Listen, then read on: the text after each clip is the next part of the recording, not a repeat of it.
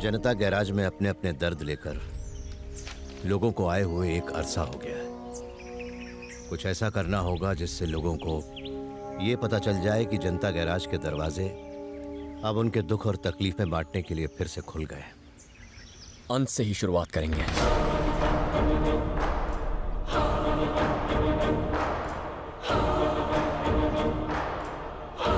वो शख्स कौन था जिसे जनता गैराज से खाली हाथ लौटना पड़ा?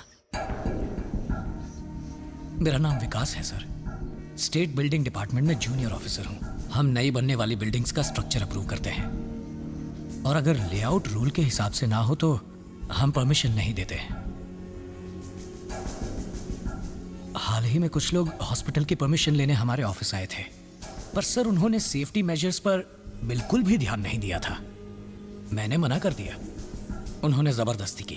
मैंने कहा मैं मर जाऊंगा पर साइन हरगिज नहीं करूंगा। फिर मेरे ऑफिस के कलीग से उन्होंने मेरे घर का एड्रेस निकलवाया और उन्होंने मेरी पत्नी को धमकी दी। मैंने आज तक आपके काम में कोई दखल नहीं दिया, ना ही आपसे कभी कुछ पूछा, पर आपके ऑफिस में आजकल जो भी प्रॉब्लम चल रही है उससे घर में भी तनाव का माहौल है। मुझे बहुत घबराहट हो रही है। मेरी पत्नी बच्चों की दुहाई देकर मुझसे कहती है कि मैं पेपर्स पर साइन कर दूं, पर नहीं, मुझसे ये गलत काम नहीं होगा सर। वो लोग कहते हैं कि अगर मैंने पेपर साइन नहीं किए तो वो मेरी फैमिली को एक एक करके मार डालेंगे। कल फाइल साइन करने का लास्ट डे है और तुम हमसे आज मिल रहे हो। अगर हम तुमसे आज के बजाय कल मिलते तो क्या होता? तब भी मैं साइन नहीं करता सर, बल्कि मैंने तो यहां तक सोच लिया था कि ऑफिस जाते वक्त मैं सुसाइड कर लूंगा।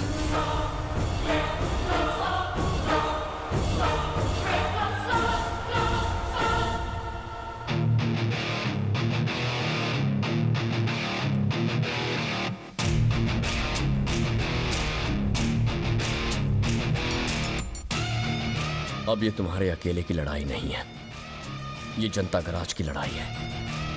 कल का दिन हमारा होगा।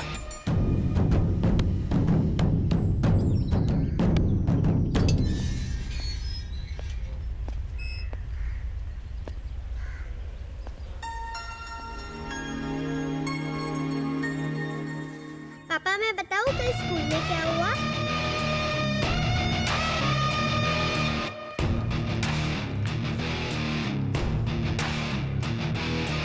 ये अभी ऑफिस से जा रहे हैं, जाके तुरंत साइन कर देंगे। मैं आपसे वादा करती हूँ। ये साइन नहीं करना चाहते और करेंगे भी नहीं। यहां तक कि इन्होंने सुसाइड की प्लानिंग भी कर ली है। इनकी तरह बनना बहुत मुश्किल है। ये लाखों नहीं करोड़ों में एक है। मैंने यहां आपके बगीचे में एक पौधा देखा, बहुत खूबसूरत था। आपने उसका बहुत अच्छा ख्याल रखा है। ये उस पौधे की तरह निर्मल और सच्चे हैं। इनकी ताकत बनी है, कमजोरी नहीं।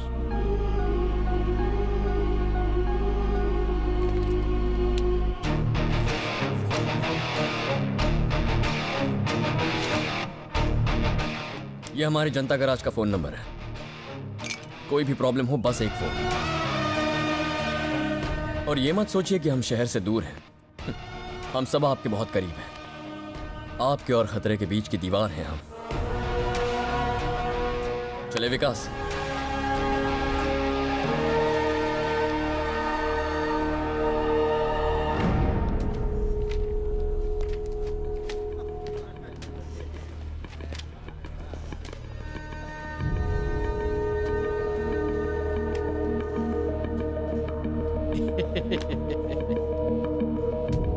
अरे वाह वाह, देखो हमारे ऑफिस का सुपरस्टार आ गया। देखा क्या रमेश, आज तो ऑफिस में बैठ के लाइव सुपरहिट मूवी देखने को मिलेगी।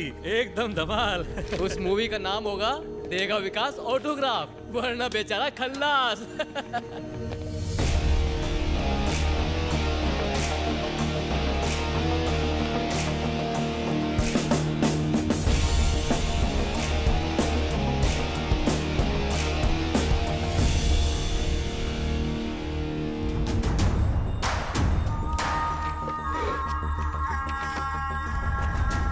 मुकेश राणा के हॉस्पिटल की फाइल लाया हूं। सारे डॉक्यूमेंट्स है, पूरे 23 साइन चाहिए।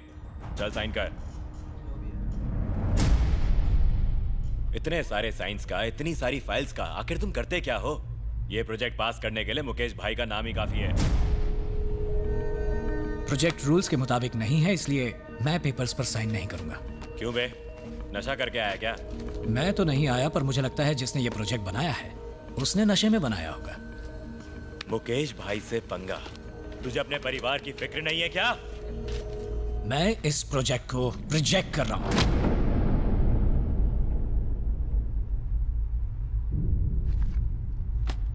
बहुत चर्बी है तुझमें। तुझे यहीं तेरे ऑफिस में जिंदा गाड़ने के लिए मेरे आदमी बाहर खड़े हुए हैं, समझा? तू सीधे तरीके से साइन करता है या फिर मैं उन्हें अंदर बुलाऊं? वो आएंगे 2 पैरों पर जाएंगे 4 कंधों पर। लेकिन बस 2 मिनट रुक जा, मुझे जरा इन लोगों से बात करनी है। तब तक तू उन्हें बुला ले। इस गवर्नमेंट ऑफिस में जितने भी लोग काम करते हैं वो अपने घर वालों से ज्यादा वक्त इस ऑफिस में एक दूसरे के साथ बिताते हैं। ये भी तो एक परिवार की तरह ही है ना। और अगर परिवार के किसी भी सदस्य को कोई भी प्रॉब्लम हो तो सारा परिवार साथ खड़ा होता है।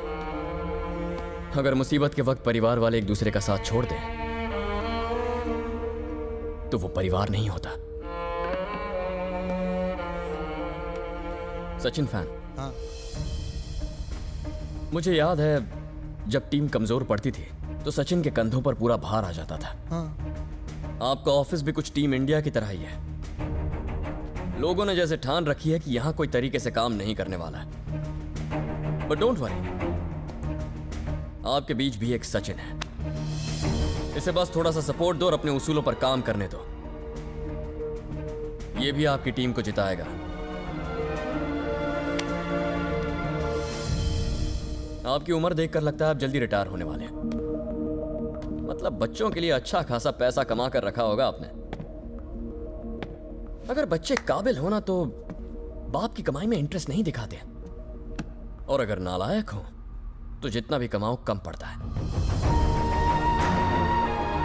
यह हराम की कमाई का कोई मोल नहीं है। जब आप सुबह अपने आप को आईने में देखते हो तो क्या खुद से आंखें मिला पाते हो? ऐसी कमाई का क्या फायदा जो सुकून की नींद भी ना दे पाए। सर्विस कैसे करते हैं वो विकास से सीखिए सर। सरकारी ऑफिस में अगर इस तरह के लोग हों तो इंडिया सिर्फ तरक्की नहीं टॉप पर पहुंच जाएगा। अब आपके मन में एक सवाल उठ रहा होगा कि जब ऐसे लोग हमें डराने धमकाने आए तो हम भला किसके पास जाएं? उनके लिए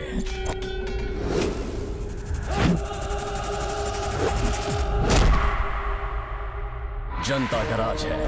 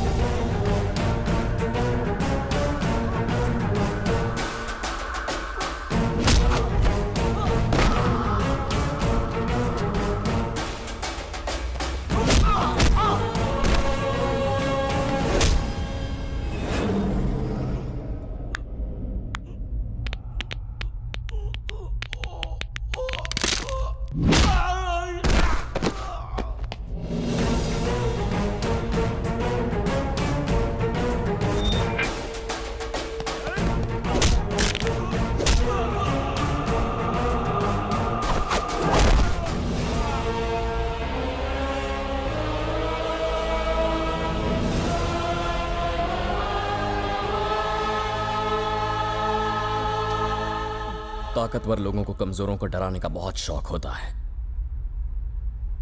बट फॉर अ चेंज कमजोरों के पीछे ताकतवर लोग खड़े हैं। जनता गैराज। मैं आनंद। मुझे यहां बुलाने की वजह? थैंक्स। सुनने में आया था कि पिछले कुछ महीनों से जनता गैराज में सब ठीक चल रहा था। गाड़ियों के रिपेयर के अलावा और कोई काम नहीं हो रहा था। गुड, ये तो सबके लिए अच्छा ही था। सबके मतलब किसके लिए? पर अब जनता गैराज फिर से लोगों का मसीहा बन गई है। गाड़ियों के अलावा लोगों की मरम्मत भी हो रही है। मतलब खूनी खेल फिर से शुरू हो गया है। तुम्हारे और जनता गैराज के बीच क्या रिश्ता है बताओ? आपका और पुलिस डिपार्टमेंट का क्या रिश्ता है? ये मेरा काम है और ये मेरा फर्ज है, और मुझे इस काम से बहुत प्यार है। वो अच्छा, न्याय और अन्याय के बीच ऑन द स्पॉट फैसला कर देना ये तुम्हारा काम है, और बिना सोचे समझे बिना कोर्ट कचहरी गए लोगों को अपने हिसाब से सजा सुना देना ये तुम्हारा काम है। बात यह नहीं है कि हम क्या करते हैं, बात यह है कि लोग क्या चाहते हैं। लोग क्या चाहते हैं?